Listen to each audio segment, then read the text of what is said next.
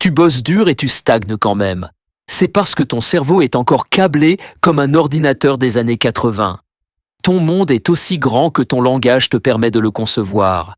Et attention, je ne parle pas d'utiliser de grands mots pour paraître bien. Je parle du poids réel que certains mots ont sur ta réalité, sur ton subconscient et sur les lois de l'univers. Pour te le prouver, je veux te parler de physique quantique. Et surtout, de comment tu peux l'appliquer concrètement à ton état d'esprit. Parce que oui, la science a quelque chose à te dire sur ta façon de penser, et c'est à la fois simple et bouleversant. C'est le genre de vidéo sur laquelle tu voudras peut-être revenir. Alors, enregistre-la. Voilà le point de départ. Dans un ordinateur classique, un bit c'est soit 0, soit 1. C'est binaire, c'est l'un ou l'autre, sans nuance. Mais en physique quantique, un qubit peut exister dans un état qu'on appelle la superposition, c'est-à-dire qu'il est 0 et 1, et tout ce qu'il y a entre les deux en même temps. Et là, tu te demandes sûrement, comment appliquer cela concrètement dans ta vie?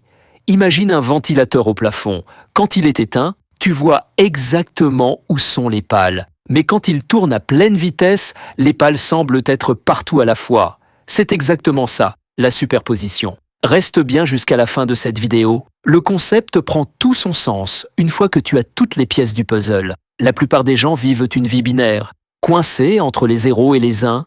Je suis un succès.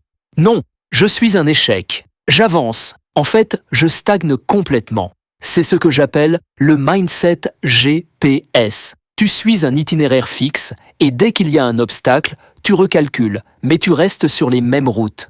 En mode binaire, tu explores le monde en voiture. Tu t'énerves contre les feux rouges, les impasses, les embouteillages.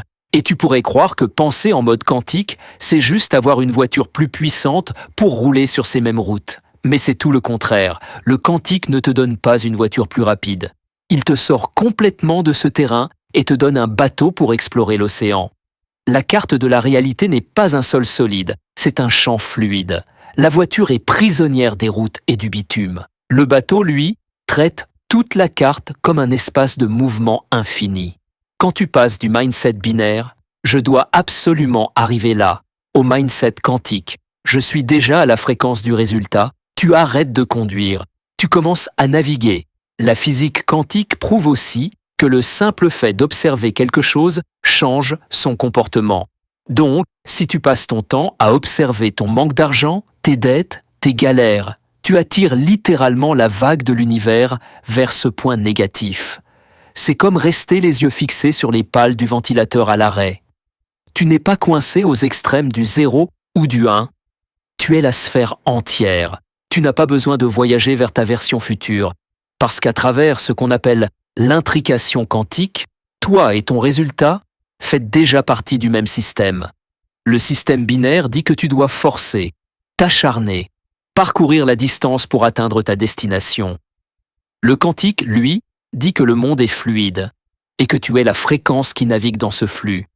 La réalité n'est pas un bloc de marbre solide et figé, c'est un nuage scintillant de possibilités qui attend que tu choisisses laquelle tu veux faire exister. L'univers ne répond pas à ta vitesse sur la route, il répond à ta capacité à te laisser porter par le champ.